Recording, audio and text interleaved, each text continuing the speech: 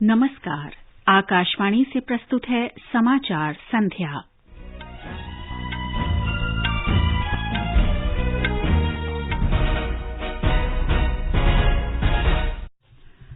राष्ट्रपति द्रौपदी मुर्मू ने IIT गुवाहाटी में परम कामरूप सुपर कंप्यूटर सुविधा का उद्घाटन किया।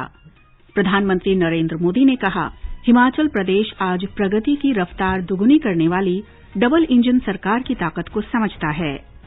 केंद्रीय मंत्री पीयूष गोयल ने कहा, प्रधानमंत्री गतिशक्ति डिजिटल प्लेटफॉर्म से रसद क्षेत्र में प्रतिवर्ष लगभग 10 लाख करोड़ रुपए की बचत होगी। विदेश राज्य मंत्री मीनाक्षी लेखी ने CICA के मंच पर कश्मीर मुद्दा उठाने के लिए पाकिस्तान की निंदा की। गृह और सहकारिता मंत्री अमित शाह ने चौथे और 5वें चरण की गुजरात गौरव यात्रा को नवसारी जिले के उन्नई से रवाना किया।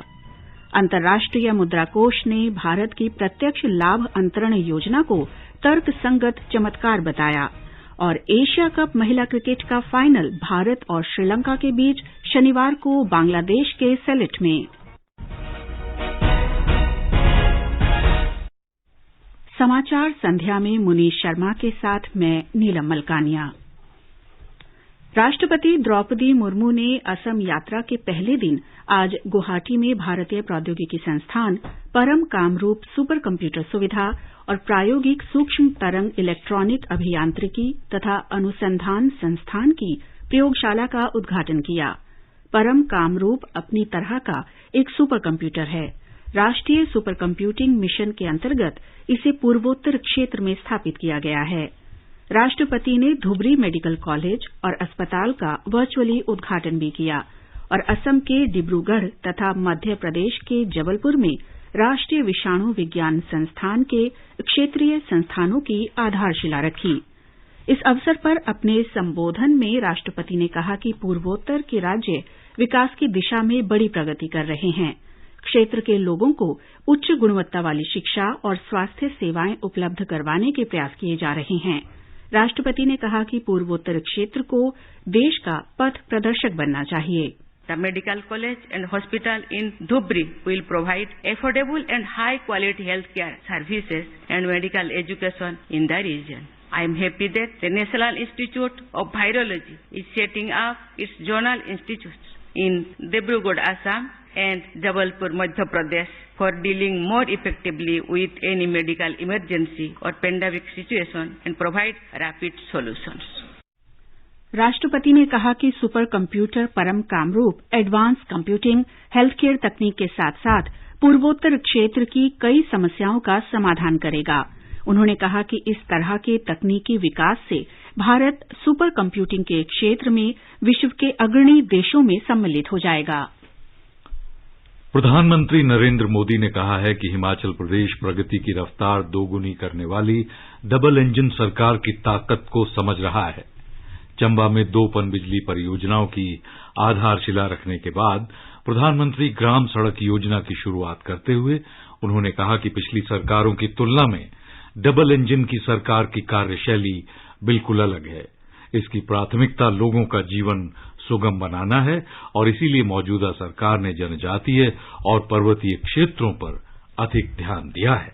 डबल इंजन की ताकत ने हिमाचल के विकास को डबल तेजी से आगे बढ़ाया है। पहले सरकारें सुविधाएं वहां देती थी जहां काम आसान होता था, जहां मेहनत कम लगती थी और राजनीतिक लाभ ज्यादा मिल जाता था।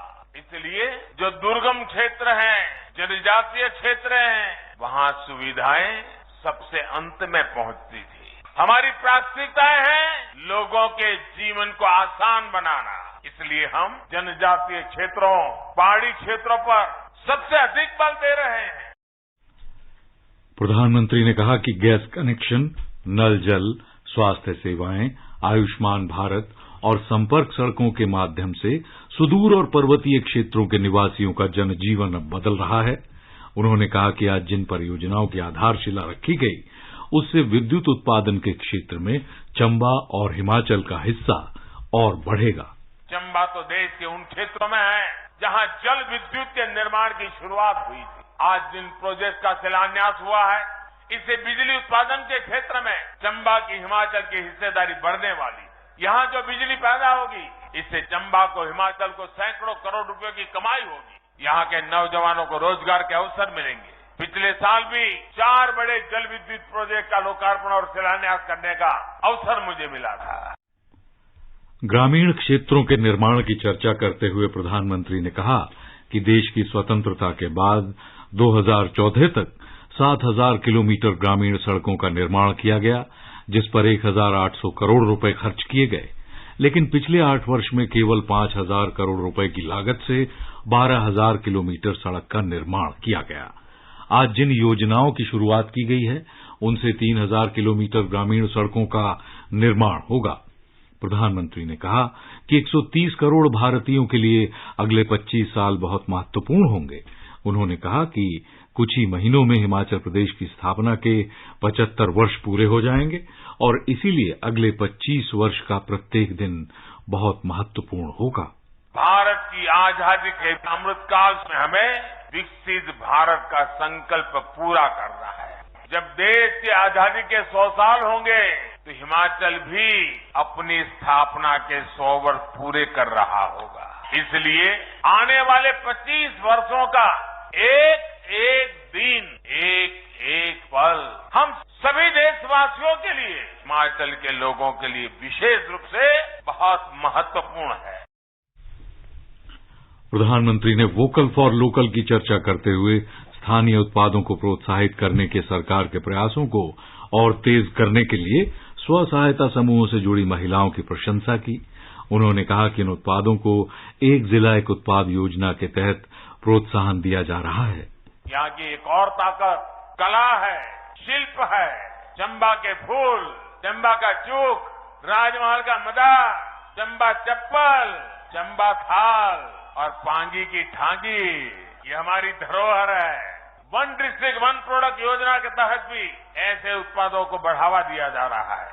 मेरा खुद भी प्रयास रहता है कि विदेशी मेहमानों को ये चीजें भेंट करूं ताकि पूरी दुनिया में हिमाचल का नाम बढ़े।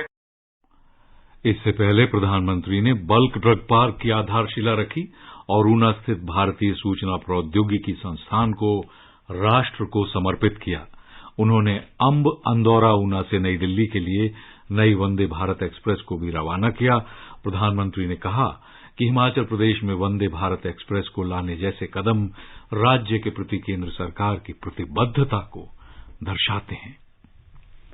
वाणिज्य और उद्योग मंत्री पीयूष गोयल ने कहा है कि प्रधानमंत्री गतिशक्ति डिजिटल प्लेटफॉर्म से रसद क्षेत्र में हर वर्ष लगभग 10 लाख करोड़ रुपए की बचत की जा सकती है। उन्होंने आज नई दिल्ली में पीएम गतिशक्ति पर राष्ट्रीय कार्यशाला मल्टी मॉडल कनेक्टिविटी के राष्ट्रीय मास्टर प्लान के उद्घाटन अवसर पर कहा कि पीएम गतिशक्ति प्लेटफॉर्म की मदद से सरकार रसद क्षेत्रों में व्यय लागत को सकल घरेलू उत्पाद के 13 से 14% से घटाकर 10% से कम करने का प्रयास कर रही है। रक्षा मंत्री राजनाथ सिंह ने कहा है कि भारतीय रक्षा उत्पाद न सिर्फ विश्व स्तर के और गुणवत्तापूर्ण हैं, बल्कि अपेक्षाकृत किफायती भी हैं। उन्होंने कहा कि भारत विश्व स्तरीय और कम लागत के हथियारों और उपकरणों का निर्माण कर रहा है, जिन्हें अंतर्राष्ट्रीय स्तर पर मान्यता मिल रही है। नई दिल्ली में आयोजित चौथे 2 दिवसीय डिफेंस अताशे सम्मेलन के उद्घाटन अवसर पर आज रक्षा मंत्री ने कहा कि डिफेंस अताशे भारत और मित्र देशों के बीच आपसी रक्षा सहयोग के सेतु हैं। श्री सिंह ने आत्मनिर्भर भारत के अंतर्गत भारतीय रक्षा उत्पादन क्षमताओं को बढ़ावा देने और रक्षा उत्पादन क्षेत्र में हो रहे तकनीकी नवाचारों को बढ़ावा देने को कहा।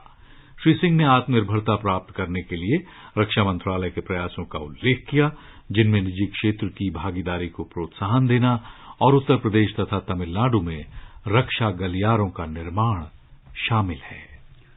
केंद्रीय गृह मंत्री अमित शाह ने आज गुजरात में नवसारी जिले के उन्नई में चौथे और 5वें चरण की गुजरात गौरव यात्रा को झंडी दिखाकर रवाना किया। यात्रा के चौथे चरण को बिरसा मुंडा जनजातीय यात्रा नाम दिया गया है, जो राज्य के 14 जनजातीय जिलों के 31 विधानसभा निर्वाचन क्षेत्रों से होकर जाएगी।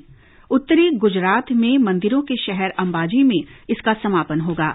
उन्नई से ही शुरू होने वाली एक अन्य यात्रा 35 विधानसभा निर्वाचन क्षेत्रों से होते हुए खेड़ा जिले में फगवेल के संपन्न होगी।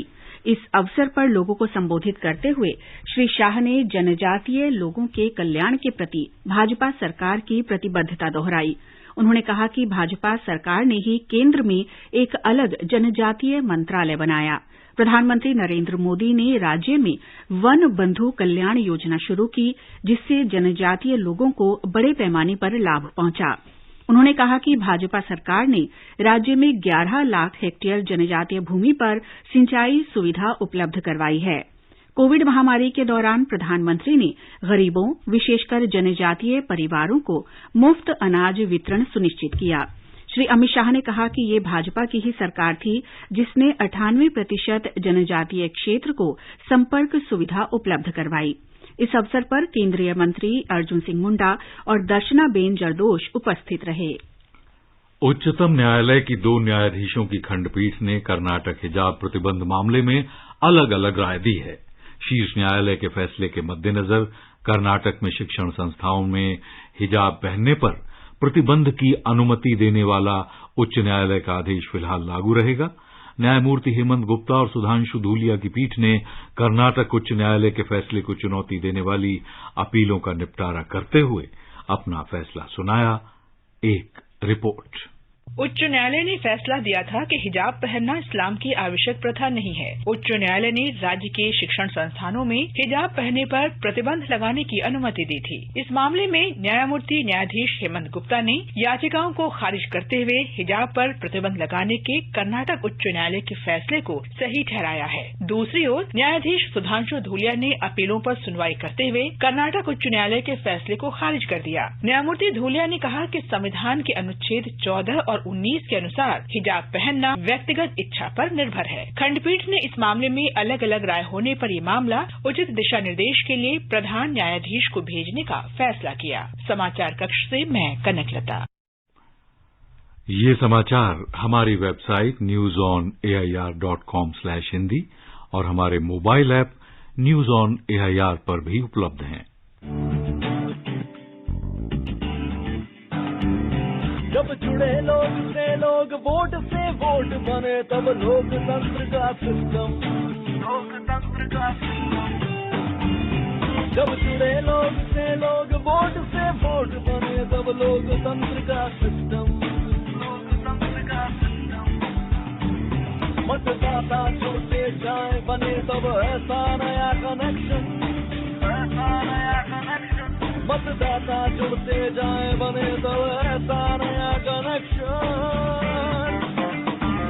मतदाता जंक्शन, मतदाता जंक्शन। मतदाता जंक्शन, मतदाता जंक्शन। मैं भारत हूँ, देखिए मेरी ओर, पहचानिए मुझे। We're one of the most mega diverse countries on this planet. हमारी शादियाँ, हमारे फैशन स्टेटमेंट सारे इंस्पायर्ड हैं हमारे सिनेमा से। 75 साल का नौजवान Bharat. What we are really going to see India become is a powerhouse. India 2.0. The Journey of India 14 अक्टूबर से प्रत्येक शुक्रवार शाम 7 बजे हिंदी में और रात 10 बजे अंग्रेजी में डीडी नेशनल पर। समाचार संध्या में आपका फिर स्वागत है। विदेश राज्य मंत्री मीनाक्षी लेखी ने अंतर्राष्ट्रीय मंच पर कश्मीर मुद्दे को उठाने के लिए पाकिस्तान की आलोचना की है और कहा है कि वो अपने ही क्षेत्र में अल्पसंख्यकों को उत्पीड़ित करने की कार्रवाइयों की अनदेखी कर रहा है।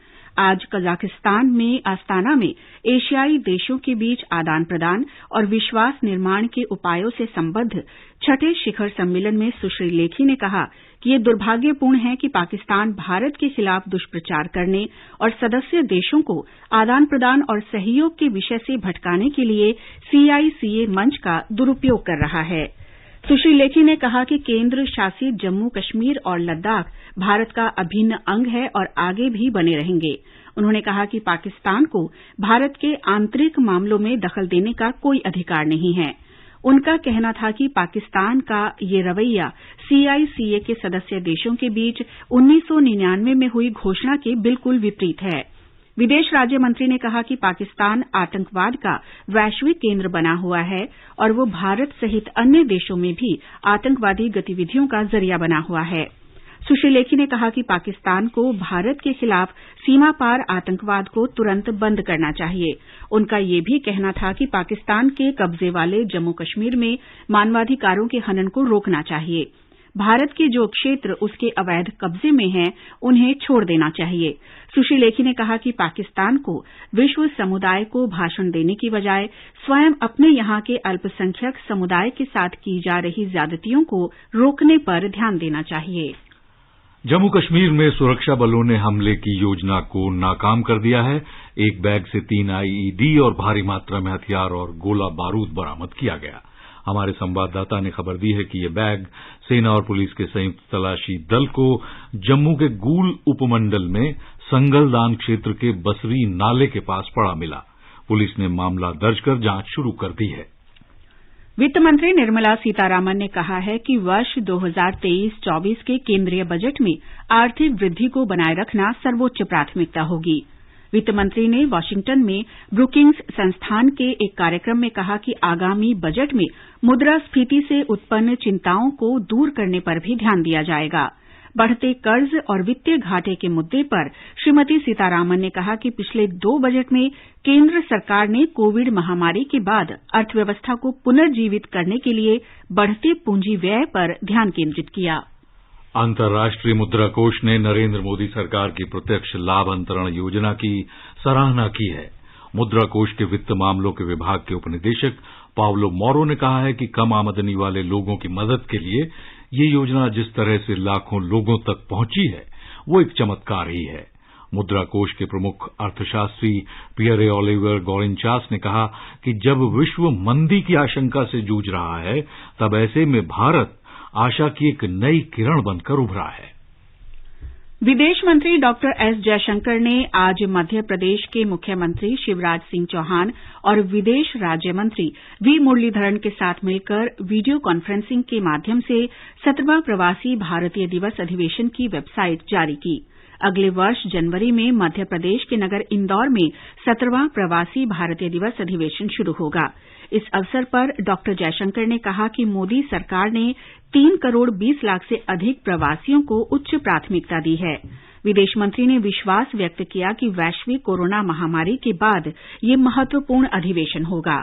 इस अवसर पर विदेश मंत्रालय के पासपोर्ट, वीजा और प्रवासी भारतीयों से संबद्ध प्रभाग के वाणिज्य दूतावास में सचिव औसाफ सईद मौजूद थे।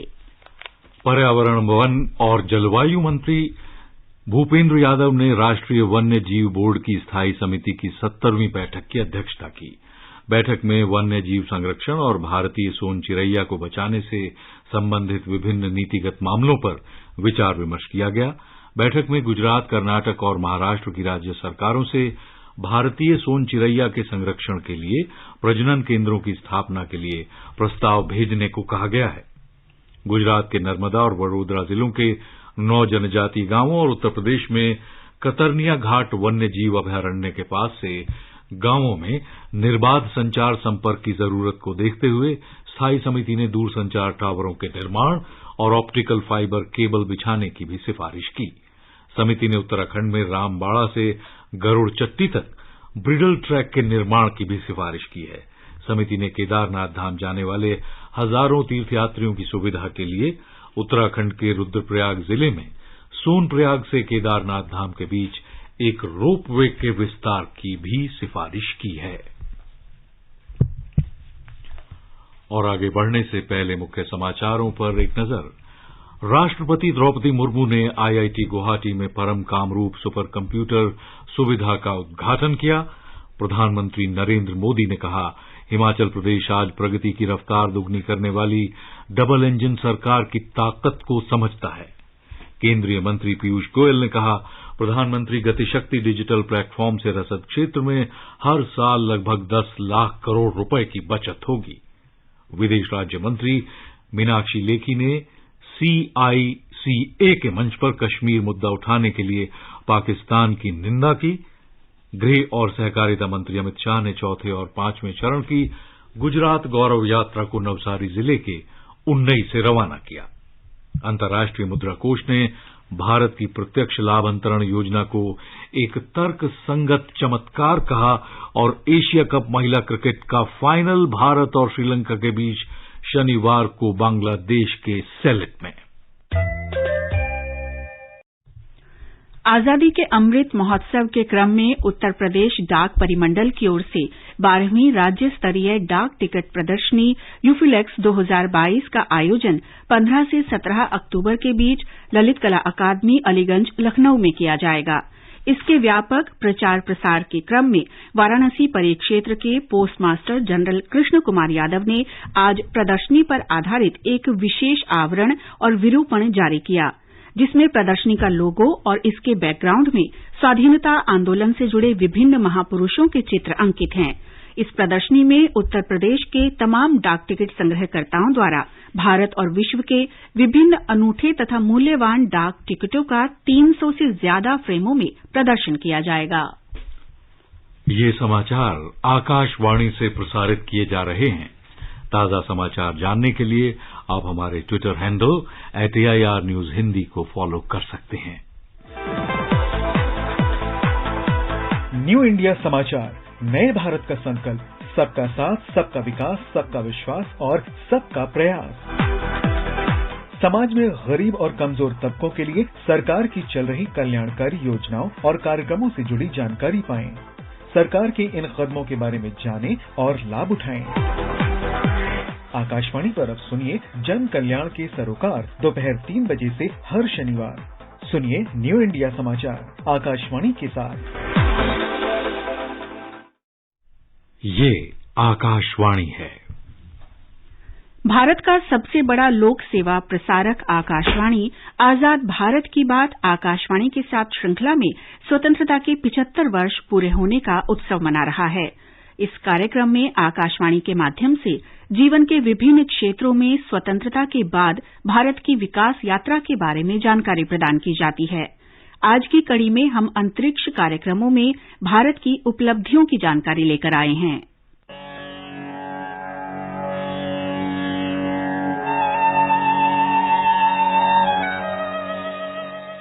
भारत का अंतरिक्ष कार्यक्रम पिछले दशकों में काफी विकसित और विस्तृत हुआ है। देश की अंतरिक्ष यात्रा में कुछ महत्वपूर्ण उपलब्धियों में आर्यभट्ट उपग्रह, PSLV, GSLV, मिशन शक्ति और मार्स ऑर्बिटर मिशन का प्रक्षेपण शामिल हैं। कुल मिलाकर भारत इन प्रयासों में काफी हद तक सफल रहा है। अंतरिक्ष अनुसंधान गतिविधियां भारत में 1960 के दशक के आरंभ में शुरू हुई थीं। उस समय उपग्रहों का बड़े स्तर पर उपयोग करने वाले अमेरिका में भी ये प्रायोगिक चरण में था। भारतीय अंतरिक्ष कार्यक्रम के संस्थापक डॉक्टर विक्रम साराभाई ने वर्ष 1962 में भारतीय राष्ट्रीय अंतरिक्ष अनुसंधान समिति का गठन किया था। डॉक्टर साराभाई के नेतृत्व में इस समिति ने ऊपरी वायुमंडलीय अनुसंधान के लिए तिरुवनंतपुरम में थुम्बा भूमध्य रेखीय रॉकेट प्रक्षेपण केंद्र की स्थापना की थी।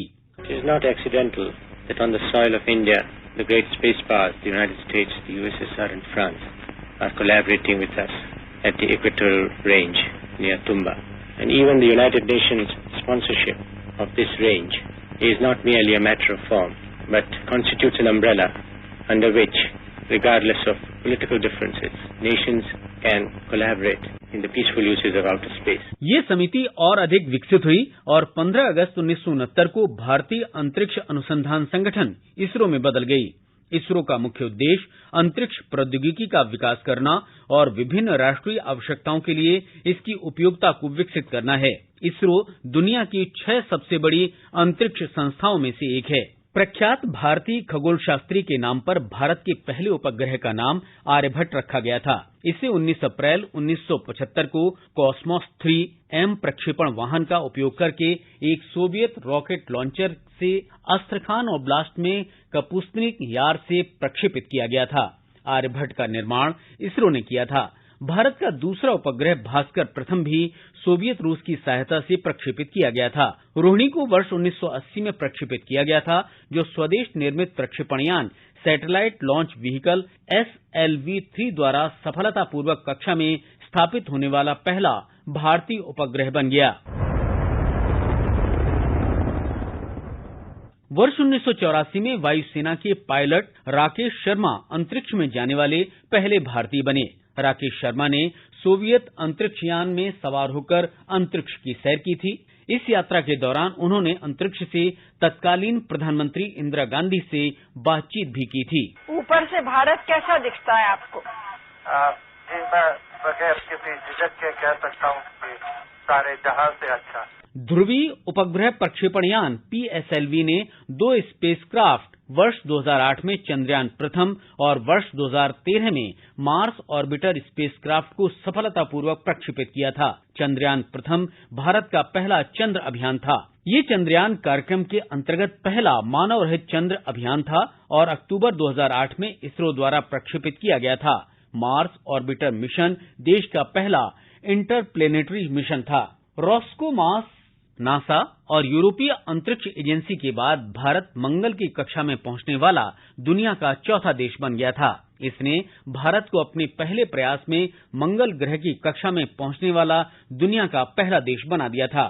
मंगलयान 5 नवंबर 2013 को प्रक्षेपित किया गया था और 24 सितंबर 2014 को मंगल की कक्षा में पहुंचा। इस मिशन की लागत सिर्फ $74 मिलियन आई थी, जो कि विज्ञान पर आधारित कहानी पर बनी हॉलीवुड की ख्याति प्राप्त फिल्म ग्रेविटी के $100 मिलियन के बजट से काफी कम थी। प्रधानमंत्री नरेंद्र मोदी ने कहा था कि मंगलयान के बारे में सब कुछ स्वदेशी है और हम हॉलीवुड फिल्म की तुलना में कम बजट में मंगल ग्रह पर पहुंचे हैं। कि अमेरिका की हॉलीवुड जो फिल्म बनती है, मूवी, उससे भी कम खर्चे में हमारे वैज्ञानिकों ने काम किया है। यानी इससे ज्यादा खर्चा तो हॉलीवुड की मूवी बनाने में होता है। भारत आत्मनिर्भर अंतरिक्ष प्रयोगों की दिशा में प्रयास कर रहा है और इसरो ने कम लागत वाली और विश्वसनीय उपग्रह प्रक्षेपण प्रणाली विकसित की है। इसरो द्वारा एक और शानदार नवाचार GSLV है, जो PSLV की तुलना में कक्षा में भारी पेलोड ले जाने में सक्षम है। अपनी तरह के पहले प्रयास में रक्षा अनुसंधान और विकास संगठन ने 27 मार्च 2019 को अपनी एंटी सैटेलाइट मिसाइल के साथ अंतरिक्ष में एक उपग्रह को सफलतापूर्वक बेअसर करने में सफलता प्राप्त की थी। ये DRDO के सबसे महत्वपूर्ण और जटिल अभियानों में से एक था और इसे मिशन शक्ति का नाम दिया गया था। इसने अंतरिक्ष में भी भारत की संपत्ति की रक्षा करने की संगठन की क्षमता का प्रदर्शन किया।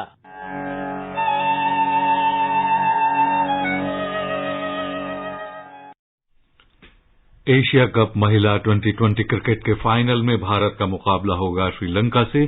खिताबी मैच शनिवार को खेला जाएगा। भारत 8वीं बार एशिया कप के फाइनल में पहुंचा है। आज सिलेट में पहले सेमीफाइनल में भारत ने थाईलैंड को हराकर फाइनल में प्रवेश कर लिया। भारत ने पहले बल्लेबाजी करते हुए थाईलैंड को जीत के लिए 149 रन का लक्ष्य दिया और जवाब में थाईलैंड की टीम निर्धारित 20 ओवर में 9 विकेट के नुकसान पर सिर्फ 74 रन बनाकर आउट हो गई। भारत की शेफाली वर्मा को प्लेयर ऑफ द मैच चुना गया, जबकि दूसरे सेमीफाइनल में आज श्रीलंका ने एक रोमांचक मैच में पाकिस्तान को 1 रन से हराकर फाइनल में जगह बना ली। केंद्रीय कानून और न्याय मंत्री किरेन रिजिजू ने भारत में खेल संस्कृति को बढ़ावा देने की आवश्यकता पर जोर दिया है। वो आज बेंगलुरु में आर्ट ऑफ लिविंग फाउंडेशन और world forum for ethics in business द्वारा आयोजित नैतिकता और नेतृत्व पर छठे विश्व शिखर सम्मेलन को संबोधित कर रहे थे। श्री रिजिजू को खेलों में उनके उत्कृष्ट योगदान के लिए एथिक्स इन स्पोर्ट्स अवार्ड से भी सम्मानित किया गया है। और अंत में मुख्य समाचार एक बार फिर। राष्ट्रपति द्रौपदी मुर्मू ने IIT गुवाहाटी में परम कामरूप सुपर कंप्यूटर सुविधा का उद्घाटन किया। प्रधानमंत्री नरेंद्र मोदी ने कहा, हिमाचल प्रदेश आज प्रगति की रफ्तार दुगुनी करने वाली डबल इंजन सरकार की ताकत को समझता है। केंद्रीय मंत्री पीयूष गोयल ने कहा, प्रधानमंत्री गतिशक्ति डिजिटल प्लेटफॉर्म से रसद क्षेत्र में प्रतिवर्ष लगभग 10 लाख करोड़ रुपए की बचत होगी। विदेश राज्य मंत्री मीनाक्षी लेखी ने CICA के मंच पर कश्मीर मुद्दा उठाने के लिए पाकिस्तान की निंदा की।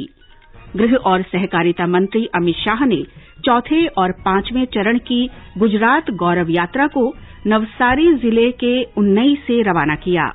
अंतर्राष्ट्रीय मुद्रा कोष ने भारत की प्रत्यक्ष लाभ अंतरण योजना को तर्कसंगत चमत्कार बताया और एशिया कप महिला क्रिकेट का फाइनल भारत और श्रीलंका के बीच शनिवार को बांग्लादेश के सिलेट में।